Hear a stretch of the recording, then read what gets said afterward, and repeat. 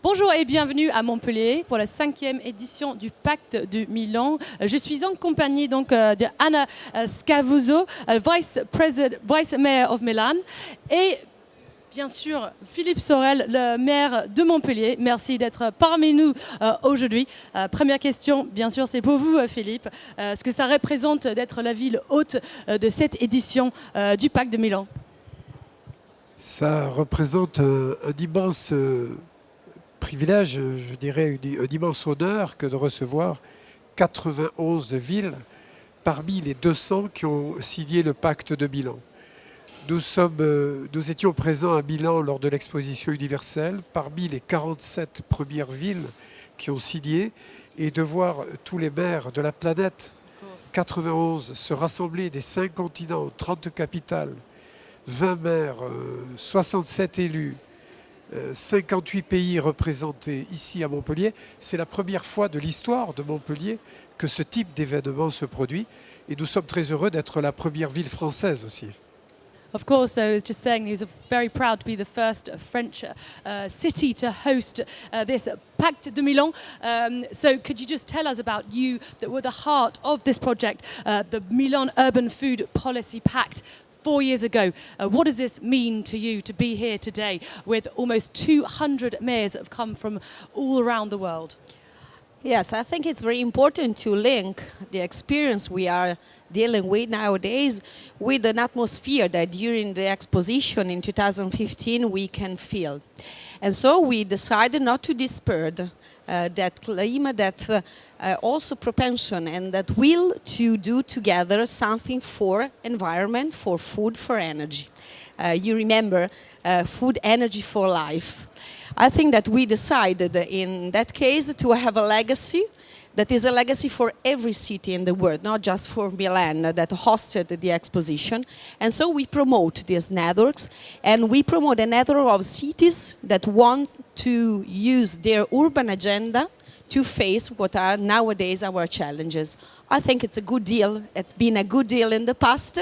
It's not just for us now a legacy, but a bridge to the future. And I think it's important because we have a very pragmatical attitude, and we can share together the path we want to work on. It's taken on such a huge dimension over the course of the past 4 years. Was this something you expected? I think that we have to consolidate our work together, we have to carry on. We have a sort of spirit in the Milan Urban Food Policy Pact based on exchanging and sharing and in practical activities. So we want to, in some way, dissemination a way of being a mayor and administrator in a sort of dialogue with the citizen and stakeholders in the cities. And I think that we think about the future of this network, thinking about a network of cities that are really aware of the very importance they have. Also in the Agenda 2030, because the framework in which we are nowadays acting in our cities is very linked to the horizon that the United Nations gave to the world. Bon, on va parler justement de votre visite dernièrement à l'ONU, mais d'abord on va parler de vous étiez une des premières villes à adhérer au pacte de Milan en 2015. Est-ce que vous pouvez nous parler justement de ce que vous avez développé en matière d'alimentation durable depuis avoir signé le pacte? Oui, en fait, nous avons signé le pacte de Milan après l'acte de construction de la métropole de Montpellier. Et la métropole de Montpellier, nous l'avons construite sur 7 piliers, et le 5e, c'était l'agroécologie alimentation.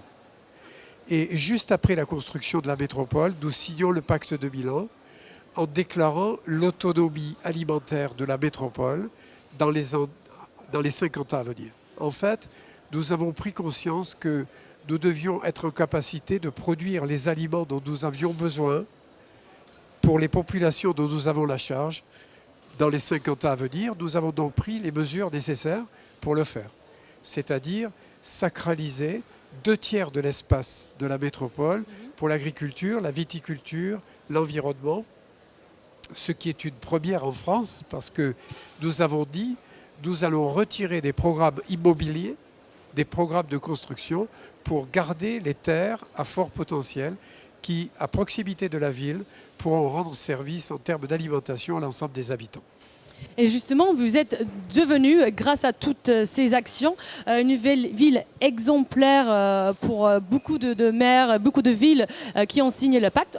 Je sais parce que j'ai parlé avec beaucoup de maires ce matin et c'est vraiment la référence Montpellier comme ville pour tout ce que vous avez fait dans l'alimentation durable. Vous avez passé justement à l'ONU pour parler de cet exemple. Est-ce que vous pouvez nous parler peut-être de l'avenir, ce que vous souhaitez développer ici suite à cette édition du Pacte de Milan? Lorsque je suis allé à l'ONU, j'ai été convié par le secrétaire général, M. Gutiérrez, sur la création d'un document que nous avons réalisé qui s'appelle le Manifeste de Montpellier pour une ville écologique et humaniste. Et ce sont des règles dans l'organisation de la ville, dans la construction de la ville qui sont déclinables partout sur la planète parce qu'elles sont conjuguées à l'aune des 17 objectifs de développement durable, 17 ODD de l'ONU. Et ça, c'était la première fois qu'une ville avait cette démarche. Mais vous savez, je voudrais remettre les choses à leur place. Prendre soin de la nature, c'est un souhait de l'homme qu'il a oublié pendant 200 ans, mais qui existait chez les anciens. Vitruve, qui est un grand architecte du monde antique, 2 siècles avant Jésus-Christ, disait que la construction des rues, dans son traité d'architecture, la construction des rues, elles sont dépendantes de la santé des populations. Si on construit une rue de cette façon, si on la construit de celle-là, ce n'est pas la même chose parce que dans celle-ci, les enfants peuvent avoir de l'asthme, peuvent être malades. Il faut que l'homme se réapproprie la nature en la respectant, tout en maintenant la puissance économique qu'il possède et la création d'emplois, parce que la pauvreté n'est pas un but partagé du pacte de Milan. Le pacte de Milan est fait aussi pour lutter contre la pauvreté. Donc ce que nous avons mis en place, c'est d'abord des mesures très importantes sur l'aménagement de la ville. C'est aussi la volonté de mettre les zones de production à proximité des cantines scolaires et d'introduire les produits bio à l'intérieur même des compositions des aliments des enfants pour arriver à 50% en 2020. C'est un objectif qui est honnête. Ce n'est pas un objectif qui dit tout et tout de suite. Parce que dire tout et tout de suite, c'est du populisme. Et le peuple de Montpellier, ils ont été réceptifs à ces changements? Oui, parce que Montpellier est une ville très engagée, très politisée, au bon sens du terme. Mais Montpellier compte 7000 chercheurs sur les sciences du vivant, sur la santé, sur l'agronomie, sur l'écologie.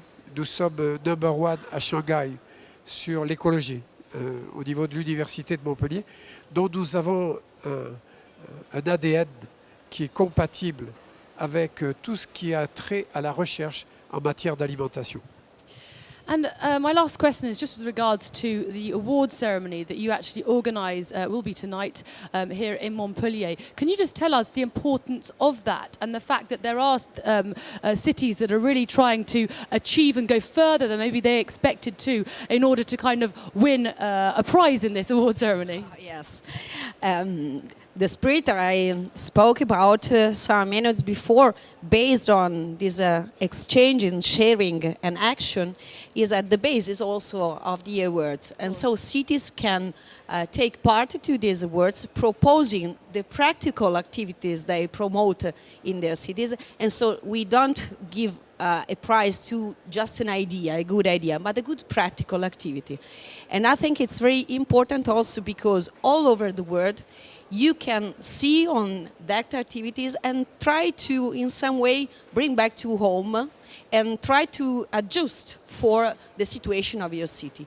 This exchange can have a very high horizon, and so the framework of SDGs that is common for all the cities of the world, and then the activity that city by city must be in some way detailed for the specific necessity and needs of the citizen of that city. I think this is the key point of our network. And so you have together New York and Ouagadougou, you have Rio de Janeiro and Milano or Montpellier.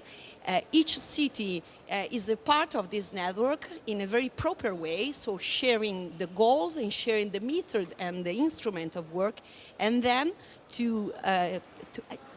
each of us has the responsibility and the opportunity of in some way try to act in his city in a proper way. I think this is the key. So you have good ideas but also good practical activities. Would you say that this pact has kind of maybe shifted the mentality at a local level as well? Exactly. We have also a sort of responsibility for civil engagement because you are deeply connected with people. And so, for instance, everything is connected with education and with the raising of awareness because you have the goal, the SDGs are a goal for everybody, but everybody has to feel that goal that it's for himself. And I think that the role of mayor and of cities is to, in some way, be near to people and citizens. And so everything can be considered as a framework, but you have day by day to act in the everyday life of people. This is the role also of the administration, and to have this responsibility, I think that is also, I think we are proud to be engaged for the engagement of people, from children to elder, because no one can be aside. And what I've kind of witnessed in talking to a few mayors today is it kind of goes beyond just exchange and engagement. It's almost like but even responsibility, it's almost like a motivation as well. It's a reason to kind of to be more irresponsible. It's more, it's the fact that we want to kind of really help out the planet, and it's kind of gone beyond that. This pact has gone further than I personally could have imagined, you know, as far as conflicts and such like. You're really kind of reuniting countries via this pact as well. But I think that the first awareness is that food system is very linked to environment. Food system and environment are the key point for well-being. And so this circular attitude must be in some way explained, and you have to find each protagonist is a key role for each person.